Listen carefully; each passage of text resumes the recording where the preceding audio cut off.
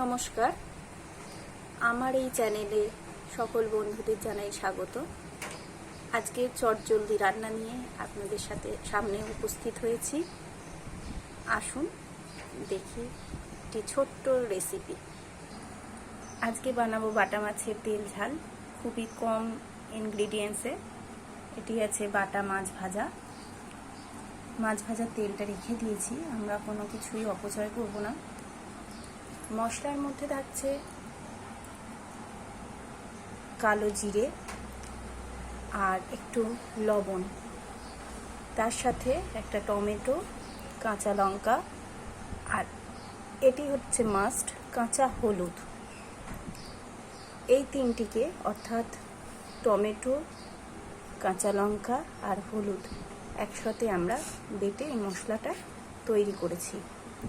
আসুন আমরা দেখে নিই ছোট্ট রেসিপি, চটজলদি রেসিপি, শুকনো ভাতের সাথে জাস্ট জমে যাবে।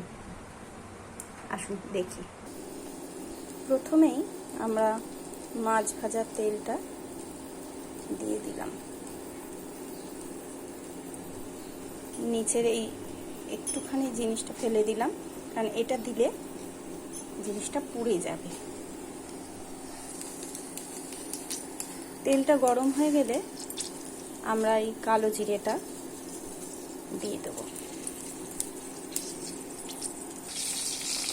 ফোড়নটা একটু ভাজা ভাজা হলে আমরা এই মশলাটা দিয়ে দেব।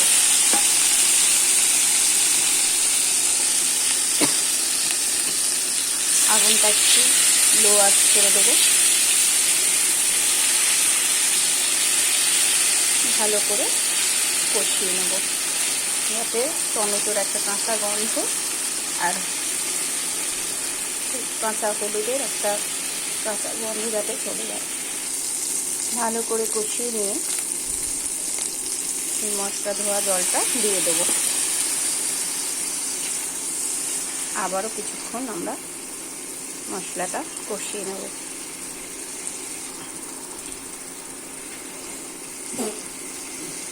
যখন কোনো কিছু আমাদের তরকারিটাকে ভালো লাগবে না, তখন শুকনো ভাতে এটা খেয়ে দেখবেন, খুব ভালো লাগে। এবার আমরা পরিমাণ মতো লবণ দিয়ে দিলাম।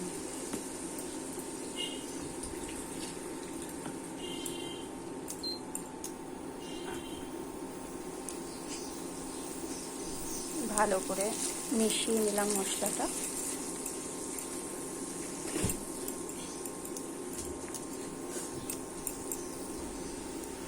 নেক্সট আমরা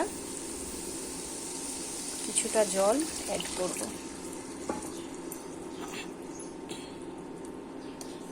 বেশিক্ষণের ব্যাপার নয়, শুধু মাছ ভাজার সময়টুকু আমাদের নিতে হবে। আর মাছটা আগে থেকেই আমরা ভেজে রেখেছি।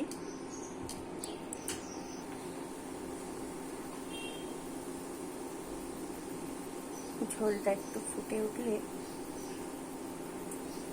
আমরা মাছগুলো দিয়ে দেবো।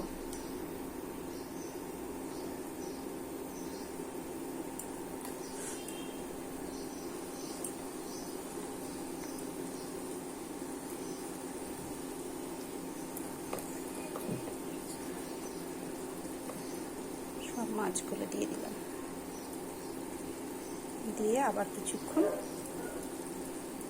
হতে দেব। কিছুক্ষণ পর আমরা মাছগুলোকে উল্টে দেব, যাতে গ্রেভিটা একটু মাছের ভিতরে ঢুকে যায়। আপনারা কই মাছের তেল ঝাল খেয়েছেন, ট্যাংরা মাছের খেয়েছেন কিনা জানি না, তাও আমি সময় পেলে একবার ট্যাংরা মাছের তেল ঝালটাও দেখিয়ে দেবো। তবে এই বাটা মাছের তেল ঝালটা একবার খেয়ে দেখবেন। এরপর আমরা একটু কাঁচা সর্ষের তেল দেবো। উপর থেকে একটু কাঁচা সর্ষের তেল দিয়ে দিলাম।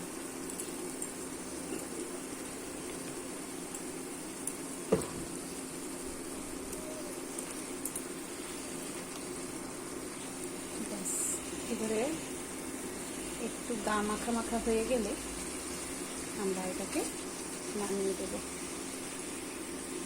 ভালো করে মিশিয়ে নিলাম তেলটা। এবারে আমরা এটিকে পরিবেশন করে দেবো।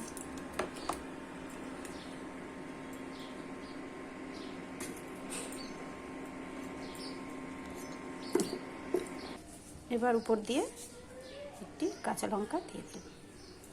হয়ে গেল আমাদের বাটা মাছের তেল ঝাল। অবশ্যই আপনারা বাড়িতে বানিয়ে খেয়ে দেখবেন কেমন লাগে। অবশ্যই কমেন্টস করবেন। টাটা।